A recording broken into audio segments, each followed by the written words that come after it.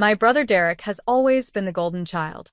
Star quarterback in high school, full scholarship to Yale, MBA from Wharton, married his college sweetheart in a wedding that cost more than most people's houses. At 34, he was CFO of our family's commercial real estate development company, Chun and Associates, pulling in $380,000 a year plus bonuses. I'm Elena Chun, 2 years younger, and I've always been the disappointment. I dropped out of business school after 1 semester. Told my parents I wanted to find myself and moved to Austin with $4,000 in savings and a backpack. I worked as a barista, then a property manager's assistant, then started flipping small houses with a partner I met at a real estate investment meetup. The family reactions were predictable. "You're throwing your life away," Dad said when I told him I wasn't going back to school. "Derek is building something. You're just wandering." Mom cried. Actually cried. What will we tell people? That our daughter is a college dropout working at a coffee shop. Derek was the worst. He'd call me every few months with advice that was really just veiled insults. "When you're ready to grow up and get a real job, let me know. I might be able to get you an entry-level position. Maybe assistant property manager at one of our buildings." I stopped answering his calls after the 3rd year. Here's what my family didn't know. I wasn't wandering. I was building. That first house flip made me $23,000 profit. The second made $41,000. By year 3, I'd flipped 18 properties and had $340,000 in capital. That's when I stopped flipping and started holding. I bought my first rental property, a small fourplex in an up-and-coming Austin neighborhood, for $380,000. Within 6 months, it was worth $520,000. I refinanced, pulled out my equity, and bought 2 more buildings. The pattern repeated. Buy in emerging markets. Hold for appreciation. Refinance. Repeat. Year 5, I owned 14 properties across Texas, worth $8.7 million total. Year 7, 43 properties across Texas, Arizona, and Nevada. Portfolio value, $34 million. Year 9, I formed Chin Property Holdings LLC and brought on a partner, Marcus Webb, a former Wall Street analyst who'd also left corporate life to build his own real estate empire. Together, we had 127 properties worth $280 million. Year 11, we took the company semi-public through a REIT structure, bringing in institutional investors. Our portfolio expanded to 340 properties across 8 states. Value, $890 million. Last year, year 12, we acquired 2 major commercial developments in Dallas and Phoenix. Our portfolio now included residential, commercial, and mixed-use properties totaling 476 buildings. Current portfolio value, $2.1 billion. My personal ownership stake, 34%. My net worth, approximately $714 million. But to my family, I was still Elena, who dropped out of college and played around with houses in Austin. I never told them. Why would I? Every time I'd try to share good news in the early years, it was dismissed. When I told Mom I'd made $23,000 on my first flip, she said, "That's nice, dear. Derek just got promoted." When I mentioned I'd bought my first rental property, Dad said, "Be careful. Real estate is risky. You could lose everything." So, I stopped sharing.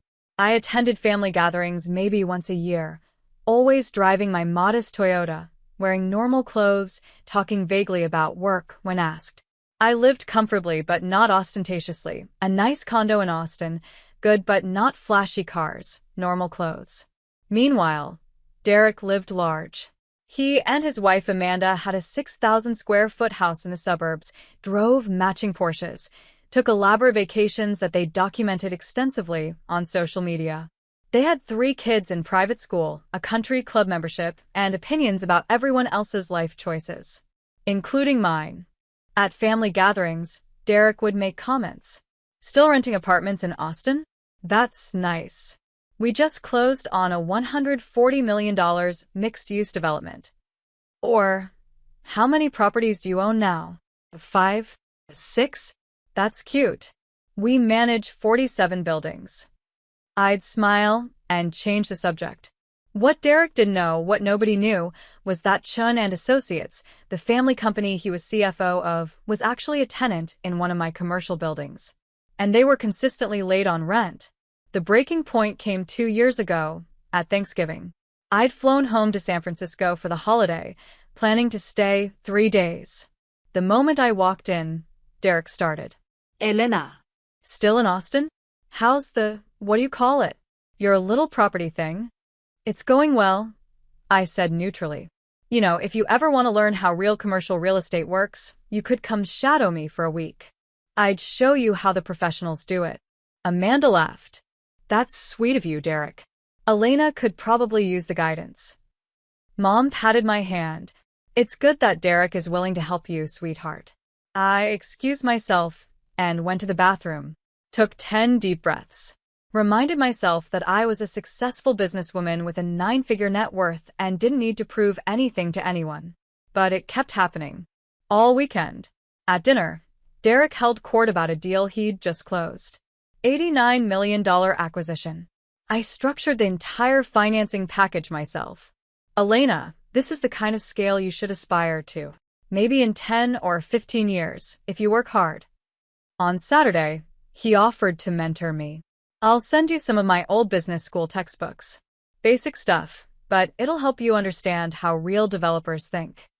On Sunday morning, as I was packing to leave, he came to my room. Look, Elena, I'm worried about you. You're 32 years old, still doing this small-time landlord thing. Don't you want more? Don't you want to build something significant?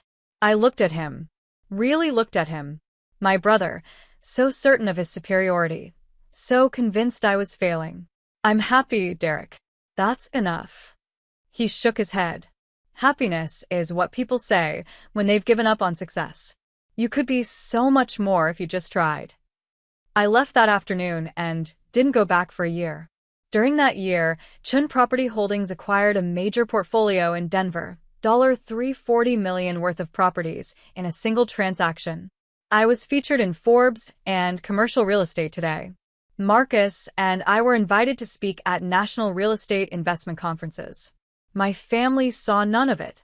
They didn't read industry publications. They didn't Google my name.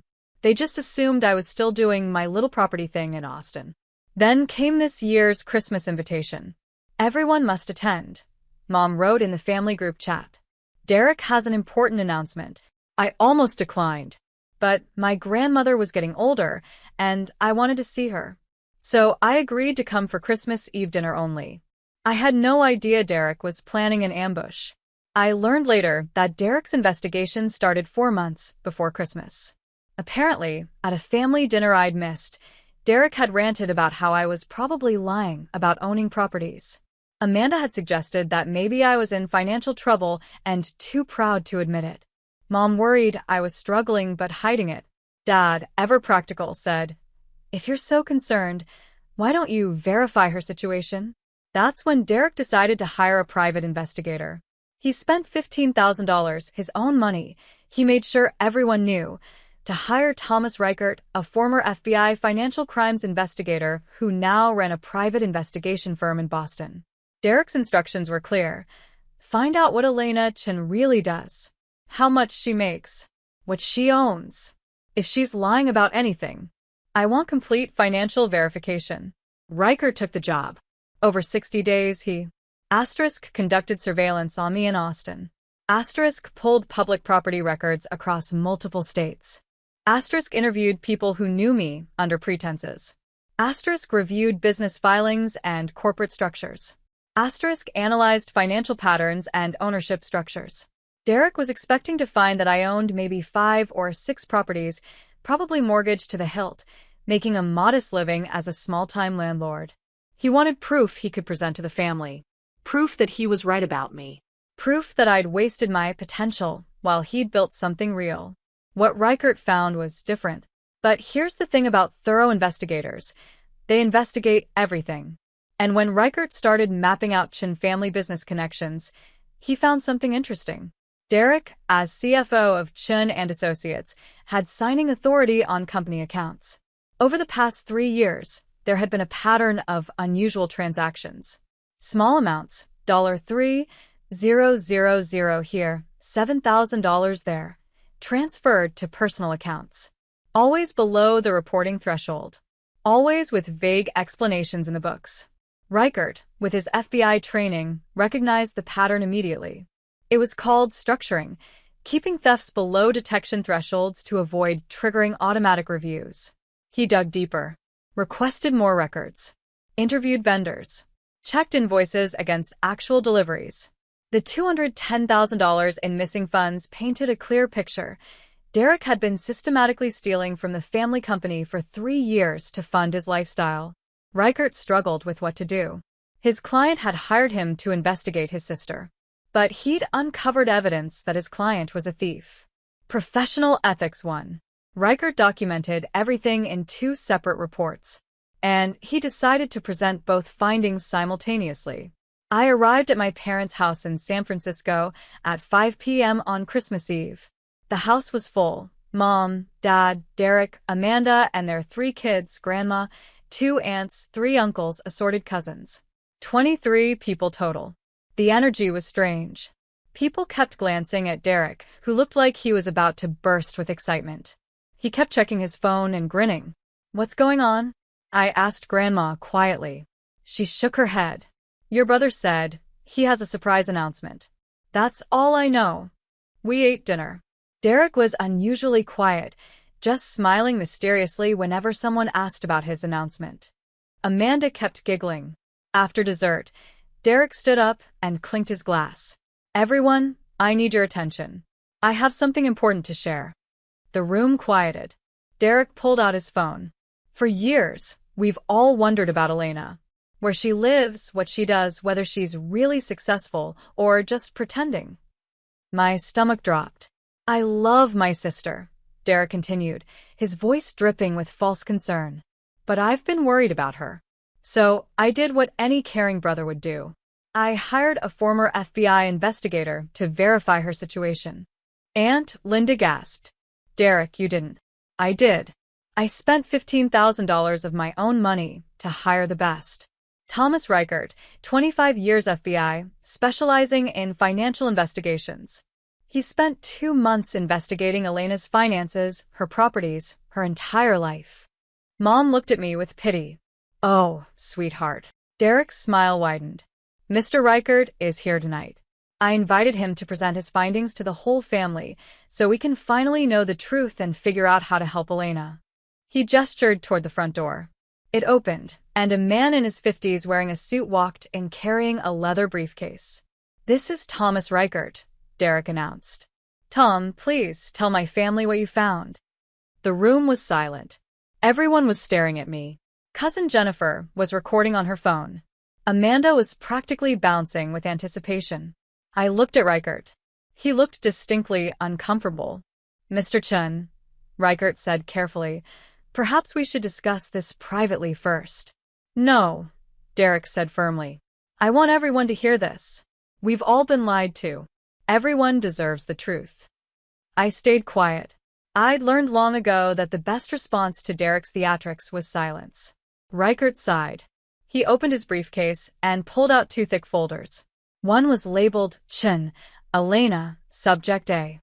The other was labeled Chun, Derek, Subject B. "Wait," Derek said, pointing at the second folder. "Why is there a folder with my name on it?" Reichert's expression hardened. "Mr. Chun, when conducting financial investigations, especially involving family members, professional protocol requires investigating all relevant parties. Given your position as CFO of the family business and your financial relationship with your sister, I conducted a parallel investigation." Derek's smile faltered. "That wasn't what I paid you for." "You paid me to find the truth," Reichert said flatly. "I found all of it." He opened the first folder. Subject A, Elena Chun. Age 32. Current residence, Austin, Texas. 4,200 square foot condominium in downtown Austin.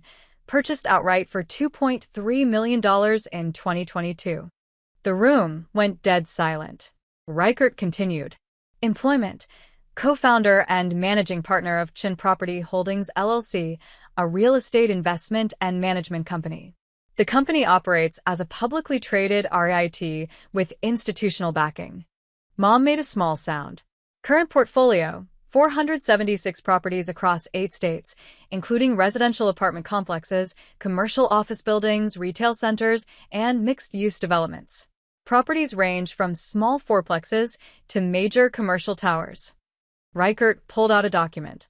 Total portfolio value according to the most recent third-party appraisal completed November 2024, $2.1 billion. You could have heard a pin drop. Elena Chun holds a 34% ownership stake in the company. Conservative estimate of her personal net worth, $714 million.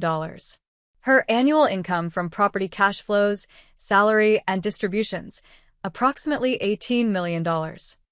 He pulled out another document, a magazine. Forbes. My face was on page 62 in the America's Self-Made Women feature. Ms. Chun was featured in Forbes last year and has been profiled in Commercial Real Estate Today, Multi-Housing News, and National Real Estate Investor.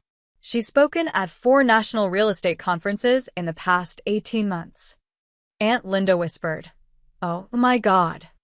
Derek's face had gone from excited to pale. That can't be right. Check again. Reichert looked at him. Mr. Chun, I verified everything personally. I reviewed property records in 8 states, corporate filings, tax documents, partnership agreements, and REIT disclosures. I interviewed her business partner, several employees, and property managers. I even attended one of her conference presentations in Dallas under an assumed identity. He pulled out photos, me on stage at the National Real Estate Forum, standing next to Marcus as we accepted an industry award, cutting the ribbon at a new commercial development in Phoenix. Elena Chun is one of the most successful real estate investors in the Southwest. Her company manages over $2.1 billion in assets. She built it from nothing over 12 years. Grandma started laughing. Actually laughing. Elena, you brilliant girl. But Derek was staring at the second folder. What's in that one? Reichert's expression changed. Hardened. Mr. Chun, this is where things get complicated. Derek stood up. What do you mean complicated? During my investigation of Elena Chun, I naturally examined her business connections.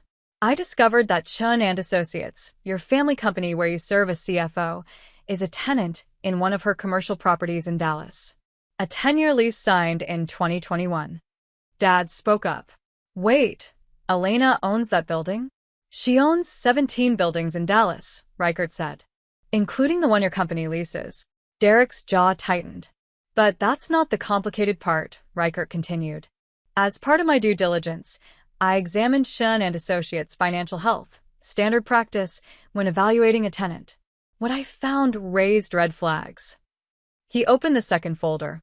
Over the past 3 years, there have been 147 unauthorized wire transfers from Chun and Associates operating accounts to personal accounts controlled by Derek Chun. Amounts ranging from $800 to $9,400 per transaction, always structured to avoid automatic reporting thresholds. The room exploded. That's a lie. Derek shouted. Reichert pulled out bank statements. Transaction records from Chun and Associates Bank of America account ending in 4472. Transfers to Chase account ending in 8831. Your personal account, Mr. Chun. Total, $210,000 over 37 months. Dad stood up slowly. Derek, what is he talking about? It's not what it looks like. Derek's face was bright red. Those were legitimate business expenses. Reichert shook his head. No, sir. I cross-referenced the internal accounting descriptions with actual vendor deliveries and services. The money was transferred with vague explanations, consulting fees, vendor payments, project costs, but no corresponding invoices, contracts, or deliveries. The money simply went to your personal account. He pulled out more documents. Furthermore, I found evidence that you used this money to fund personal expenses, luxury car payments, country club dues, private school tuition, a vacation property in Tahoe. Mom sat down heavily. Derek, no. This is clearly a pattern of embezzlement, Reichert said, his FBI training evident in his clinical tone. Systematic theft from a family business, structured to avoid detection. Under federal law, this constitutes wire fraud. Each electronic transfer is a separate felony count. Amanda was crying. Derek, tell them he's wrong. But Derek couldn't. His mouth opened and closed, no words coming out. As a former FBI agent, Riker continued, I'm legally obligated to report evidence of felony financial crimes. I contacted the FBI's Financial Crimes Division 4 days ago. They've been reviewing the evidence. That's when Derek started screaming. You had no right. I hired you to investigate her. He pointed at me. Not me. This is illegal. This is justice, Dad said quietly. His voice was shaking. You stole from our family company. From me. From your mother. We trusted you. Derek spun toward me. This is your fault. You did this. You. I did nothing, I said quietly. It was the first time I'd spoken since Reichert arrived. You investigated me. You spent $15,000 to prove I was a failure. You invited your investigator here to humiliate me in front of the entire family. I stood up slowly. All I did was build my business quietly while you assumed I was failing. I never lied to anyone. I just didn't correct your assumptions. Derek's face twisted. You let us think you were nothing. You wanted to think I was nothing, I said, my voice getting harder. Because it made you feel superior. You needed me to be the failure, so you could be the golden child. I looked at Reichert. Thank you for your thorough work. I'd like copies of both reports, please. Already prepared, Miss Chen. He handed me a USB drive. Everything is documented. That's when we heard the cars outside. Multiple vehicles. Doors slamming. Reichert checked his watch. That would be the agents. Derek ran to the window. No. No. The doorbell rang. Dad opened it to find 4 FBI agents standing there. Derek Chin, we have a warrant for your arrest. Christmas Eve 2024 will be remembered in my family as the night Derek was arrested for embezzlement in front of 23 relatives while trying to humiliate his sister. The agents were professional but firm. They read Derek his rights while his children cried, and Amanda pleaded. They took him out in handcuffs while everyone watched in stunned silence. Mom collapsed into a chair. Dad just stood there, looking 10 years older. Reichert approached me quietly. Miss Chun, I apologize for the manner of this revelation. Your brother insisted on the public presentation. You did the right thing, I said. Thank you for your integrity. He nodded. For what it's worth, what you've built is extraordinary. I've investigated many financial professionals. You're one of the most impressive I've encountered. After Reichert left, the family just sat there processing. Finally, Aunt Linda spoke. Elena, why didn't you ever tell us? Would you have believed me? I asked simply. When I told Mom I made $23,000 on my first flip, she dismissed it. When I bought my first rental property, Dad said it was risky. Every accomplishment was minimized or ignored. So, I stopped sharing. I built my company with people who believed in me from the start. My business partner Marcus, my team, my investors, they never doubted me. Why would I waste energy convincing people who were determined to see me as a failure? Grandma stood up and walked over to me. She hugged me tightly. Your grandfather would be so proud, she whispered. He always knew you were brilliant. I felt my eyes burn. Thank you, Grandma. Dad finally spoke. Elena, I don't know what to say. We failed you. I failed you. Yes, I said simply. You did. Can you forgive us? I was quiet for a long moment. Maybe. Eventually. But not tonight. I picked up my coat. Where are you going? Mom asked. Back to Austin. I have a conference call with Tokyo investors on the 26th. We're expanding into commercial development in Japan. As I walked out, Cousin Jennifer called after me. Elena, that video I recorded, can I delete it? I turned back. Keep it. Or post it. I don't care anymore. I spent 12 years building my empire in secret because I was afraid of judgment. I'm done hiding. I drove to the airport and caught a red-eye back to Austin. Derek was charged with 47 counts of wire fraud, one count for each unauthorized transfer over $5,000. The rest were bundled into conspiracy charges. The evidence was overwhelming. Reichert's investigation had documented everything, and the FBI's forensic accounting confirmed it all. Derek had stolen $210,000 from Chun and Associates over 3 years to maintain a lifestyle he couldn't actually afford. His CFO's salary was $380,000, but after taxes, Amanda's spending habits, 3 kids in private school at $45,000 each, the country club membership, the Porsches, the oversized house, the Tahoe property, they were underwater. So, Derek stole to fill the gap. He tried to fight the charges. Hired an expensive lawyer. Claimed the transfers were legitimate business expenses that were just poorly documented. Blamed the family company's loose accounting practices. It didn't work. He was convicted on 32 counts. The judge sentenced him to 4 years in federal prison. Amanda divorced him 8 months into his sentence. She got the house, the kids, and most of his remaining assets. He'll be out in 2027 with nothing. Chun and Associates nearly collapsed from the scandal. Dad, as CEO, faced intense scrutiny. The board demanded a full audit. Several major clients pulled their contracts. Dad called me 3 months after Derek's conviction. Elena, the company is struggling. We've lost $47 million in contracts. We might have to close. I'm sorry to hear that, I said carefully. Would you consider helping? Maybe a loan or... No. Silence. Dad, Derek stole from your company for 3 years, and you didn't notice. That's not bad luck, that's bad management. I'm not investing in a failing business with poor controls and worse judgment. I understand, he said quietly. I had to ask. I know. They ended up selling Chun and Associates 9 months later. It was acquired by a competitor for $23 million, a fraction of what it had been worth. Dad and Mom split the proceeds and retired. The family split down predictable lines. Some members, mostly Derek's friends and Amanda's family, blamed me. She should have told Derek she was successful. She let him embarrass himself. She could have stopped the investigation. These people are no longer in my life. Others reached out with genuine apologies.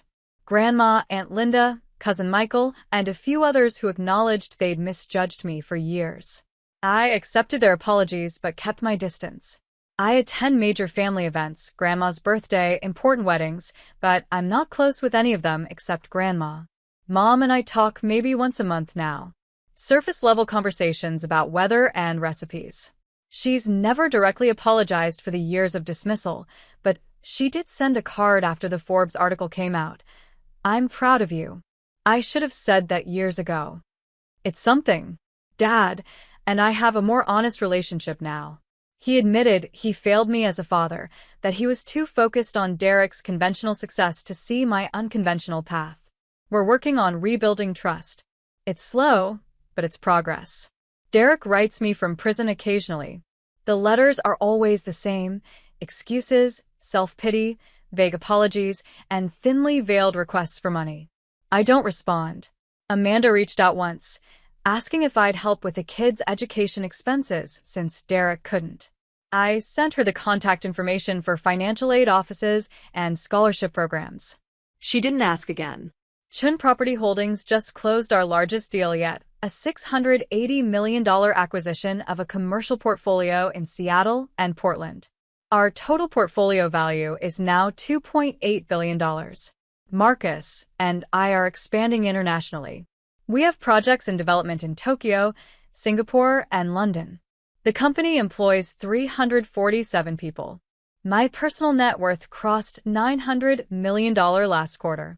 I was invited to speak at the Yale Real Estate Conference, Derek's alma mater. I accepted. The irony was delicious. I'm dating someone, Ryan, a venture capitalist who built his own firm from nothing and understands what it's like to succeed despite skepticism. He's brilliant, kind, and treats my success as normal rather than threatening. We're talking about getting married next year. When we do, it'll be a small ceremony in Austin with my chosen family, Marcus, my team, true friends, and Grandma. I think about that Christmas Eve sometimes. The moment Derek announced his investigation with such confidence. The look on his face when Reichert opened those two folders. Part of me wishes it had happened differently. That Derek had been proud of me instead of threatened. That my family had believed in me from the start. But another part of me knows the truth. I didn't build my empire for their approval. I built it for me. Every property I acquired, every deal I closed, every risk I took, I did it because I believed in myself, even when nobody else did. Derek spent $15,000 to prove I was a failure. Instead, he proved I was exactly who I said I was all along, a successful real estate investor who built a billion-dollar empire from nothing. Just not the person he wanted me to be. And that was his mistake, not mine. I received a letter last week from Reichert, the investigator. He'd followed my career trajectory and wanted to share something. Ms. Chun, in 25 years of investigating financial professionals, I've seen many types of success. Most impressive is watching how you've continued to grow your empire with integrity while your brother's fraud destroyed his life. You didn't just build wealth, you built character. That's rare. I framed that letter. It's in my office next to my Forbes feature, my conference awards, and a photo of me and Grandma at my Austin condo. Reminders that success isn't about proving others wrong. It's about proving yourself right.